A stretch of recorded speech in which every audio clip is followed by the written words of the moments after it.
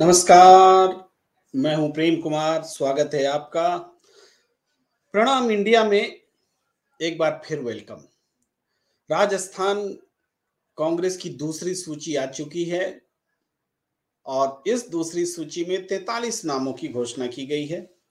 43 नामों में कोई नई बात बिल्कुल नहीं है। 15 मंत्रियों के टिकट हैं और बाकी सब में सिर्फ 2 नामों को हटा दें तो सब या तो विधायक हैं या फिर बागी बनकर लड़े थे और विधायक बने थे।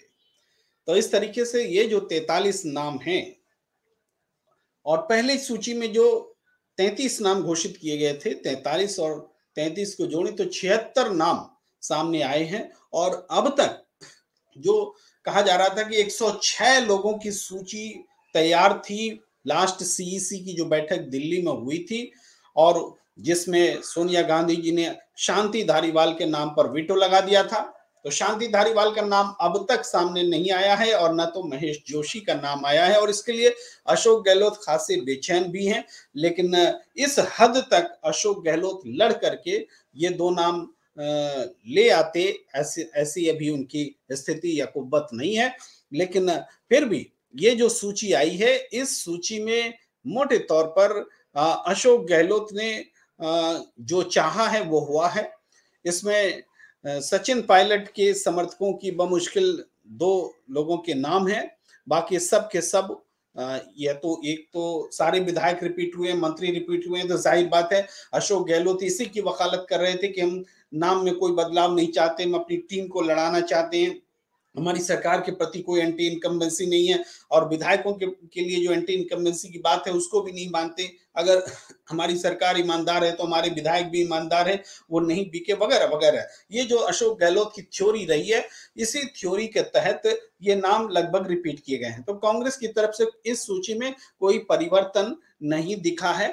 लेकिन एक बात जरूर है कि इस सूची को अगर हम एनालाइज करते हैं तो पहले हम आपको बताना भी चाहेंगे कि कौन-कौन सी सूची ये सूची जो जारी हुई है, आप देख सकते हैं कि कैसे अशोक गहलोत ने इसको ट्वीट किया है रात में। और खास बात यह है कि अशोक गहलोत ने आज जब पत्रकारों की मीटिंग बुलाई रात में 9 बजे के करीब में विसर्जित हुए पत्रकार वहां से मीटिंग के बाद भी, तब तक कोई सूचना सूची की नहीं आई थी। लेकिन उसी आज समय में पत्रकार विसर्जित हुए, इधर सूची केसी वेणुगोपाल के हस्ताक्षर से जारी हुई और लगभग उसी समय में अशोक गहलोत ने उसको ट्वीट भी किया। तो अशोक गहलोत जी जो कह रहे थे कि जो सूची आने वाली है, उस पर बहुत सारे जो सवाल थे, उस सवाल पर ये साफ तौर पर जो कह रहे थे कि पहले इससे बड़ी सूची 2-3-4 सूची आएगी और जो पार्टी में जिनको इंतजार है वो इंतजार खत्म होगा, हम अच्छे से लड़ेंगे, मिलकर लड़ेंगे, ये सारी बातें कह रहे थे। लेकिन सूची तुरंत आ रही है इसकी सूचना शायद उनको भी नहीं रही होगी, लेकिन दर्शा ऐसे रहे हैं जैसे सूची उन्होंने ही जारी की हो। एक बात जरूर है कि हाँ, तरुण गोगोई दशहरा की छुट्टी में, दुर्गा पूजा की छुट्टी में वो अपने घर असम गए थे, लेकिन आज ही लौटे। उनके लौटने के बाद ही ये घोषणा हुई है। तो इस तरीके से एक तरह से देखा जाए तो पिछली सीईसी मीटिंग के तहत ये घोषणा हुई है। अब हम कुछ नामों की चर्चा कर लेते हैं कि जो सूची जारी हुई है वो नाम क्या है। तो आप देखेंगे कि इन नामों को मैं पढ़ता भी हूँ और आपके सामने रखता हूँ। हालांकि इसमें पढ़ पाना मुश्किल है, मैंने अलग से लिख रखा है, आपको नाम पढ़कर बताता हूँ। ये स्क्रीनशॉट्स हैं जो सूची जारी हुई है उसके।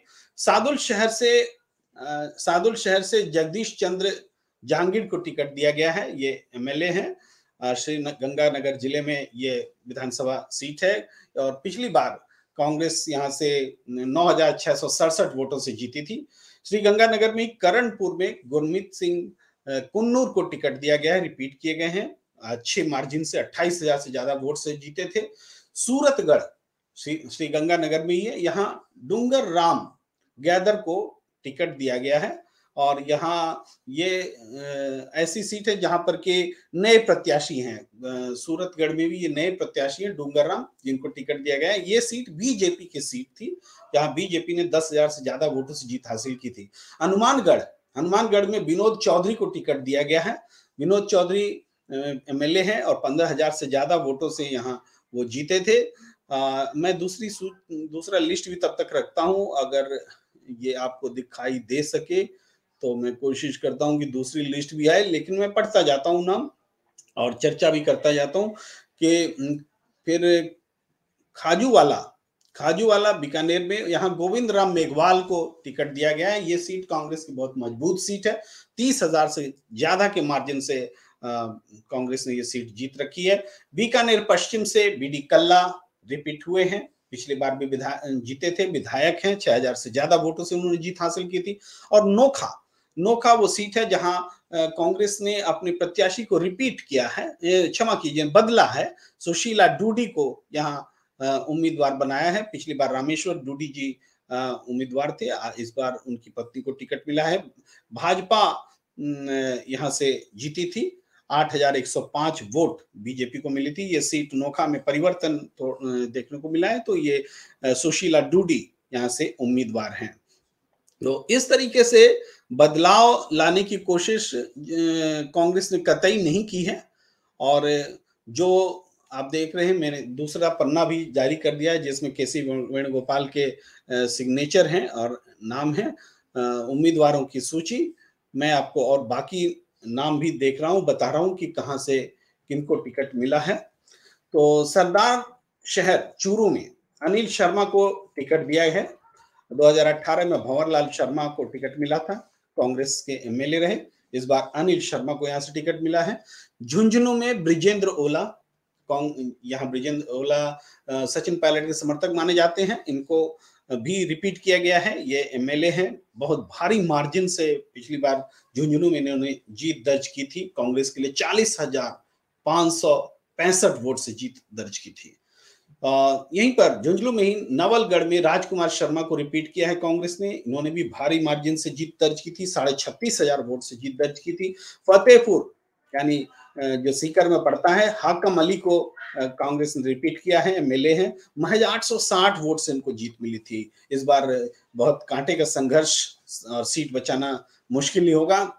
नीम का थाना सीकर में है, सुरेश मोदी यहाँ रिपीट किए गए हैं, एमएलए हैं, 12,615 वोट से पिछली बार जीते थे। कोटपुतली में राजेंद्र यादव, जो कोटपुतली आप जान रहे हैं कि जयपुर में विधानसभा क्षेत्र है, ये कांग्रेस की सीट है, 13,876 वोट से कांग्रेस ने जीत दर्ज की थी। और दुद्दू जो जयपुर में ही सुरक्षित सीट है, बाबूलाल नागर को यहाँ टिकट दिया गया है। पिछले बार रितेश बारबा जीते थे, निर्दलीय के तौर पर उन्होंने चुनाव लड़ा था 15,379 वोट से। तो इस जगह पर बाबूलाल नागर को मौका मिला है। तो कांग्रेस की सूची जो है 43 नामों की है। हाँ, एक महत्वपूर्ण प्रताप सिंह खाचरियावास, इनको बहुत इंतजार था कि कब उनको टिकट मिले। प्रताप सिंह खाचरियावास आप जानते हैं सचिन पायलट खेमे के बहुत कद्दावर नेता हैं और वो बहुत मजबूती से चुनाव लड़ते हैं। 18,000 से ज्यादा के मार्जिन से पिछली बार जीते थे, इस बार उनको टिकट मिल गया है।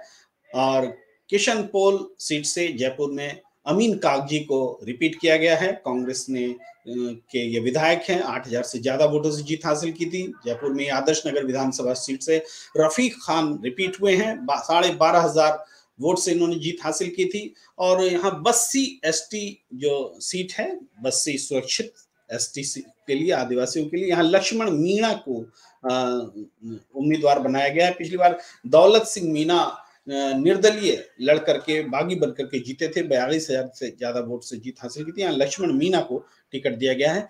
अलवर में बानसूर से शकुंतला रावत, हाँ बहुत चर्चित नाम है, शकुंतला रावत रिपीट हुई है और इनको बहुत टिकट का इंतजार था। 17,920 वोटों से पिछली बार जीत हासिल की थी। और रामगढ़ में थोड़ा सा परिवर्तन है, जुबेर खान को टिकट दिया गया है। पिछली बार सफिया जुबेर खान को, उनकी पत्नी को टिकट मिला था, इस बार जुबेर खान को ही टिकट मिला है। और जुबेर खान आप जान रहे हैं कि लगातार सक्रिय रहे थे और जब प्रियंका गांधी आई थी वो उस समय भी वो बहुत सक्रिय दिखे थे, बहुत चर्चा में थे। जुबेर खान को टिकट मिला है। ये सीट भी कांग्रेस की सुरक्षित सीट है, करीब 12,000 से ज्यादा वोटों से पिछली बार कांग्रेस ने जीत हासिल की थी। और भरतपुर के डी कुम्हेर सीट से विश्वेंद्र सिंह को कांग्रेस ने रिपीट किया है। ये सीट भी कांग्रेस की सीट है, 8,218 वोट से जीत हासिल हुई थी। भरतपुर में ही वैर सुरक्षित सीट से भजन लाल जाटव को कांग्रेस ने रिपीट किया है, एमएलए हैं, 15,000 से ज्यादा वोटों से जीत हासिल की थी। धौलपुर में राजाखेड़ा से रोहित बोहरा रिपीट हुए हैं, कांग्रेस के 14,991 वोटों से पिछली बार चुनाव जीते थे। दौसा में महुआ सीट से ओम प्रकाश हुड़ला इनको टिकट मिला है, जो कि पिछली बार यहाँ से अजय कुमार निर्दलीय होकर जीते थे, 9,985 वोट मिले थे। ओम प्रकाश हुड़ला ये नाम भी बहुत चर्चा में रहा है, इनके नाम की घोषणा भी पहले हो गई थी सूची आने से पहले। दौसा में मुरारी लाल मीणा का भी नाम पहले घोषित कर दिया गया था। आपको याद होगा जब प्रियंका गांधी आई थी 3 दिन पहले दौसा में रैली करने, तो वहां अशोक गहलोत ने 4-5 जो स्थानीय विधायक हैं सबके नाम लेकर के उन्होंने एक तरह से घोषणा कर दी थी सूची आने से पहले ही कि आप चुनाव लड़ने की तैयारी कीजिए, इनको जिताओ बोलकर उन्होंने अपील कर दिया था। तो इसलिए चूंकि उन्होंने नाम ले लिया था तो उनका सूची से नाम कटना एक तरह से अशोक गहलोत की शान के खिलाफ होता, तो शायद ये भी वजह रही हो, या अशोक गहलोत जानते थे कि इनका नाम तो आना ही है, इनको टिकट तो मिलना ही है, तो उनका प्रभाव भी झलकता है। दौसा में मुरारी लाल मीणा को टिकट मिला। पिछली बार इन्होंने 50,000 से ज्यादा वोटों से जीत हासिल की थी, जबरदस्त बड़ी जीत। और दौसा में जो सुरक्षित सीट है लालसोट, प्रसादी लाल मीणा, आप जान रहे मंत्री हैं, इनको भी कांग्रेस ने रिपीट किया है, 8,500 से ज्यादा वोट से पिछली बार जीते थे। और सवाई माधोपुर के जो सुरक्षित सीट है के अंतर्गत जो सुरक्षित सीट है खंडार में अशोक बैरवा, इनको भी कांग्रेस ने रिपीट किया है, 27,949 वोट से पिछली बार चुनाव जीते थे। पुष्कर सीट से जो अजमेर में पड़ता है, नसीम अख्तर इंसाफ को रिपीट किया है। और ये सीट बीजेपी की सीट है, कांग्रेस की सीट हारी हुई सीट है। यहाँ नसीम अख्तर पिछली बार भी उम्मीदवार थे और इस बार भी कांग्रेस ने उनको रिपीट किया है। अजमेर में ही पड़ता है केकड़ी विधानसभा सीट, यहाँ डॉक्टर रघु शर्मा का ये सीट है, बहुत कद्दावर नेता कांग्रेस के, 19,461 वोट से पिछली बार जीते थे, इस बार फिर उनको टिकट मिल गया है। और नागौर में पड़ता है, महेंद्र चौधरी यहाँ रिपीट किए गए हैं, मामूली वोट से उन्होंने पिछली बार 2,256 वोट से जीत हासिल की थी, इस बार उन पर दोबारा भरोसा जताया गया है। इसके अलावा पाली में पड़ता है सोजत विधानसभा सीट, जो सुरक्षित सीट आता है एससी के लिए, दलित के लिए। निरंजन आर्य यहाँ रिपीट किए गए हैं, और पहले शोभा सोलंकी चुनाव लड़ी थी और बीजेपी ने यहाँ जीत दर्ज की थी। तो ये वो सीट है जहां कांग्रेस ने बदलाव किया है, निरंजन आर्य को मौका दिया है, पहले बड़े अधिकारी रह चुके हैं राजस्थान सरकार में, तो उनको मौका दिया है, ये बीजेपी की सीट है। मारवाड़ जंक्शन जो पाली में पड़ता है, खुशवीर सिंह को यहाँ कांग्रेस ने मौका दिया है, पिछली बार जसराम राठौर बागी बनकर खड़े हुए थे, निर्दलीय होकर 251 वोट से जीत हासिल की थी, लेकिन इस बार खुशवीर सिंह को उतारा है। बाड़मेर में मेवाराम जैन को रिपीट किया है कांग्रेस ने, कद्दावर नेता है कांग्रेस के, 33,000 से ज्यादा वोटों से जीत हासिल की थी। सांचौर आप जानते हैं बहुत चर्चित विधानसभा सीट है, और यहाँ से सुखराम बिश्नोई को कांग्रेस ने रिपीट किया, ये कांग्रेस की ही सीट है, 25,000 से ज्यादा वोटों से कांग्रेस ने ये सीट पिछली बार जीती थी। सिरोही से संयम लोढ़ा को टिकट दिया गया है सिरोही से। जाहिर बात है पिछली बार ये निर्दलीय होकर के यहाँ से 10,253 वोटों से जीवाराम आर्य ने चुनाव लड़ा था, जीत हासिल की थी। इस बार संयम लोढ़ा को पार्टी ने टिकट दिया है। इसी तरह से कुछ नाम और हैं, मैं आपको बता देता हूँ। 43 सूची, इस पर हम चर्चा कर रहे हैं, बारी बारी से सबके नाम बता रहे हैं, कहाँ से किसको रिपीट किया गया है। खेरवाड़ा उदयपुर में एसटी आदिवासियों के लिए सुरक्षित सीट है, यहाँ दयाराम परमार को कांग्रेस ने रिपीट किया है। विधायक हैं, 24,991 वोटों से पिछली बार चुनाव में जीत दर्ज की थी। मावली उदयपुर में ही पड़ता है, मावली विधानसभा सीट, जहां से पुष्कर लाल डांगी को रिपीट किया है कांग्रेस ने। ये सीट बीजेपी की सीट है, कांग्रेस ने दोबारा पुष्कर लाल डांगी पर दांव खेला है, पिछली बार ये 26,978 वोट से हार गए थे। सलुम्बर जो उदयपुर में ही पड़ता है, एसटी के लिए सुरक्षित सीट है, रघुवीर मीणा को यहाँ भी कांग्रेस ने रिपीट किया है, जो पिछली बार बीजेपी से 21,000 से ज्यादा वोटों से हार गए थे। ये बीजेपी की सीट है जहां कांग्रेस ने रघुवीर मीणा को रिपीट किया है। घाटोल, हालांकि ये जो सीटें हैं जहां कांग्रेस अपनी प्रत्याशी रिपीट कर रही हैं, ये इन सीटों पर कांग्रेस कुछ परिवर्तन ला सकती थी, नए चेहरों को मौका दिया जा सकता था, लेकिन चूंकि पार्टी इस तरह से वर्टिकली बंटी हुई है, इस तरह आलाकमान की मर्जी कितना चल रही कितना नहीं चल रही, अब तक दो सूची में जो सामने बातें आ रही हैं, इसमें अशोक गहलोत लगभग कामयाब हो रहे हैं अपने विधायकों को रिपीट कराने में, तो या पिछले उम्मीदवारों को या अपने समर्थकों को, तो इस वजह से शायद ये बदलाव नहीं हो पा रहा है। घाटोल जो विधानसभा सीट है बांसवाड़ा में एसटी के लिए सुरक्षित, यहाँ नाना लाल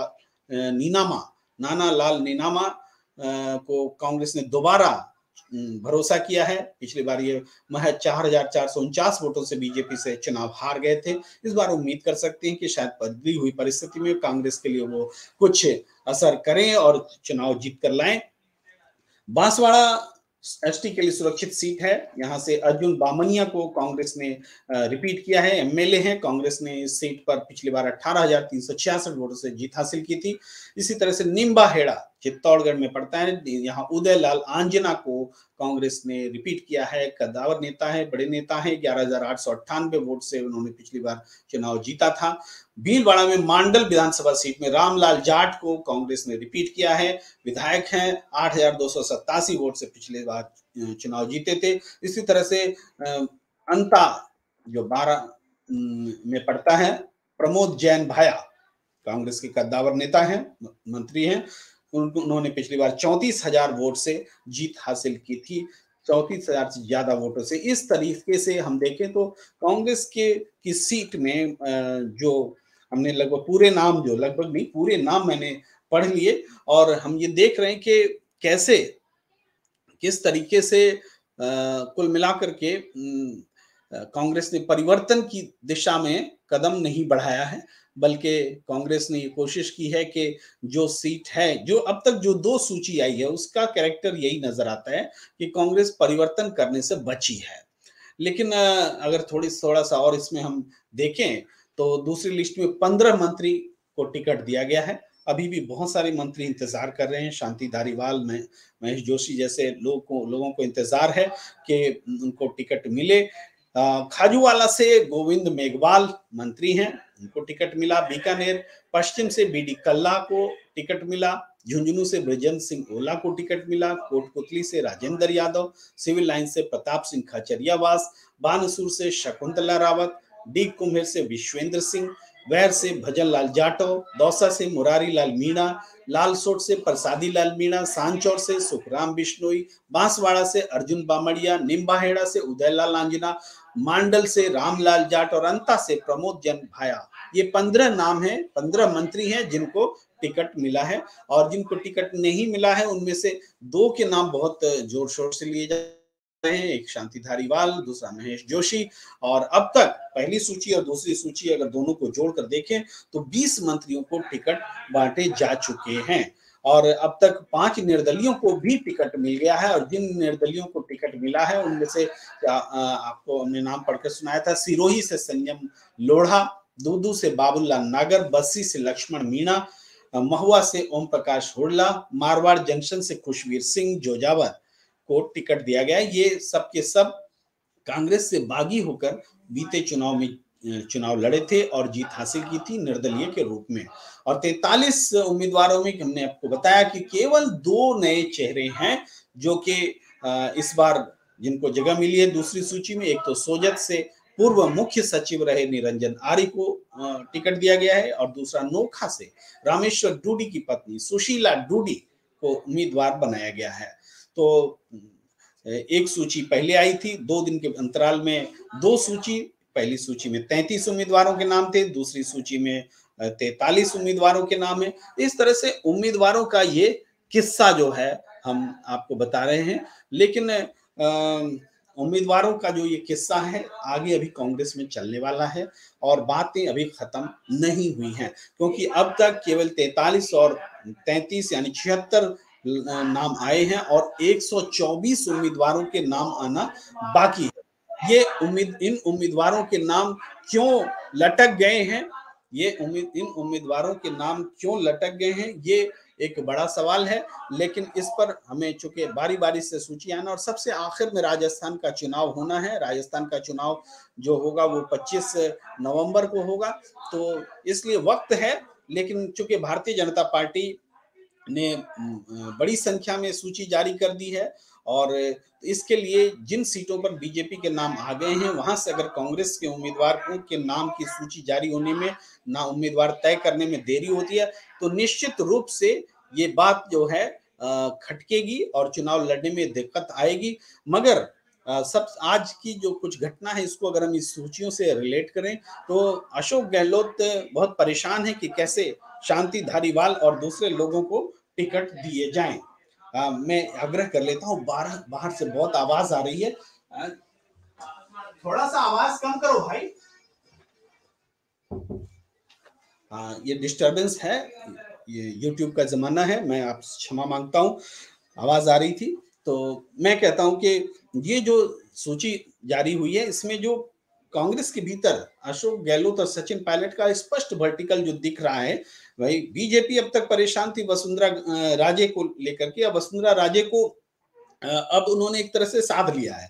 हाँ, एक बात बहुत महत्वपूर्ण है, लगे हाथ हम चर्चा कर लेते हैं, हालांकि बाद में इस पर विस्तार से भी बात करेंगे कि अशोक गहलोत ने एक बात कही कि हम वसुंधरा राजे को उनकी वजह से फायदा हो गया है, माने गजब हो गया। अशोक गहलोत यहाँ शांति धारीवाल को तो टिकट नहीं दिला पा रहे, महेश जोशी को तो टिकट दिला नहीं पा रहे, अपनी पार्टी में उनकी मनमानी चले ऐसी कोशिश जरूर है लेकिन सफल नहीं हो पा रहे हैं। इसके बावजूद कि अब तक की दोनों सूचियों में उनकी चली है ऐसा दिखता है, लेकिन ये दावा तो अजीबोगरीब लगता है कि वसुंधरा राजे को अशोक गहलोत ने फायदा पहुंचा दिया। दरअसल हुआ क्या कि एक दो दिन पहले अशोक गहलोत ने कहा था कि वसुंधरा राजे ने को मेरी वजह से नुकसान नहीं होना चाहिए। हमने जो पहले बीते दिनों बात कही थी कि हमारी सरकार को गिराने में जो कोशिश की गई थी, उसमें वसुंधरा राजे और उनके समर्थक जो कैलाश मेघवाल हैं, वो लोग दरअसल उनकी मदद से हमारी सरकार बची थी। ये मैं थोड़ी टूटी हुई भाषा में बोल रहा हूँ, एग्जैक्टली वैसी बात नहीं, वही भाव रख रहा हूँ। तो हुआ यूं कि किस्सा सुनाया अशोक गहलोत ने कहा कि भाई मैं भी, एक बार की बात है, भैरव सिंह शेखावत इलाज के लिए विदेश गए थे और यहाँ उनकी सरकार को गिराने की कोशिश हुई थी। तब मैंने इनकार कर दिया था कि मैं ऐसे काम नहीं करता और मैंने पीवी नरसिम्हा राव जी और दूसरे तमाम लोगों से कहा था कि मैं ऐसा नहीं करूंगा। तो यही भावना जो है कैलाश मेघवाल ने भी दिखाई थी और हमारी सरकार को गिराने का जो वातावरण बना था उसमें उन्होंने मदद की थी। मैंने तो कैलाश मेघवाल का नाम लिया था, लेकिन लोगों ने वसुंधरा राजे समझा। वसुंधरा राजे पर कैलाश मेघवाल जी का असर होता है। ये सारी बातें कहते हुए उन्होंने कहा कि मेरी वजह से वसुंधरा राजे का नुकसान नहीं होना चाहिए। और आज जब एक दिन पहले बीजेपी की सूची आई और वसुंधरा राजे के 20 समर्थकों को जगह मिली, तब अशोक गहलोत कह रहे हैं कि देखो मेरी वजह से वसुंधरा राजे का फायदा हो गया। तो ये राजनीति होती है, मगर एक संदेश देने की कोशिश की गई कि कांग्रेस ही नहीं, भारतीय जनता पार्टी में भी हमारी चलती है। हम चाहें तो वसुंधरा राजे के समर्थकों को टिकट दिलवा सकते हैं। हम राजनीति के तो मास्टर आदमी हैं, हम ऐसी चाल चलते हैं कि वसुंधरा राजे जिनको पार्टी ने नकार दिया था, फिर से वो मजबूत हो गई हैं। इस तरह का संदेश जो है अशोक गहलोत देने की कोशिश कर रहे हैं।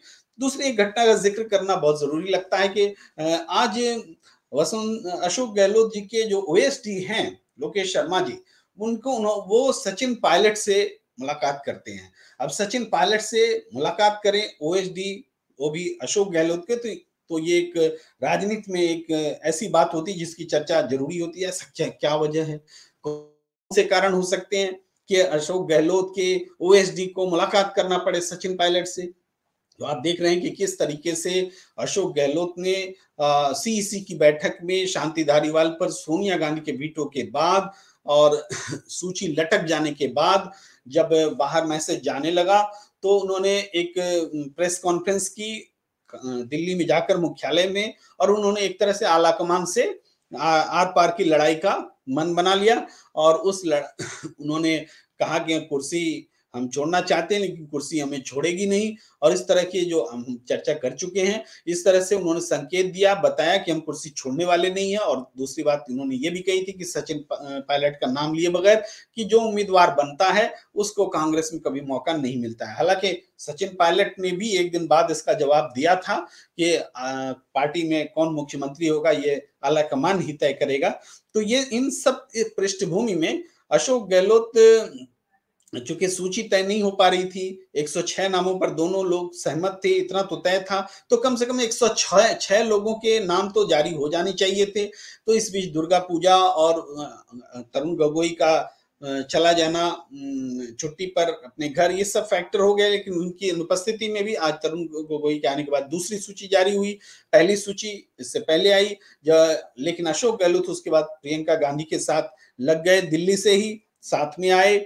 वहां वो आपको याद है, मैंने तस्वीरों में भी आपको दिखाया था, मैं फिर वो तस्वीर आपको दिखाना चाहता हूं कि कैसे अशोक गहलोत प्रियंका गांधी के साथ में उनके आवभगत करते हुए दिखे थे। सचिन पायलट तो लगे ही थे, उनके इलाके में रैली हुई थी, लेकिन अशोक गहलोत ने बहुत प्रियंका गांधी से नजदीकी बढ़ाई थी और करीबी दिखाया। बल्कि ये सब पोस्टर होता है जो कि पब्लिक में मैसेज दिए जाते हैं। ऐसा तो है नहीं कि एक दिन में आज उनकी नजदीकी हुई, नजदीकी तो बहुत पहले से है, लेकिन ये जेस्चर एंड पोस्टर देने की कोशिश की गई थी। और उसके बाद उनकी मौजूदगी में कुछ नामों को अशोक गहलोत ने घोषणा कर दी थी, कुछ नामों की सूची जारी होने से पहले ही। ये एक तरह से ऑथेंटिकेट कर रहे थे, अधिक अपनी ऑथराइजेशन को अभी प्रमाणित कर रहे थे, और ये बता रहे थे कि पार्टी में हमारी चल रही है, हमारी चलने वाली है, हमारी चलेगी।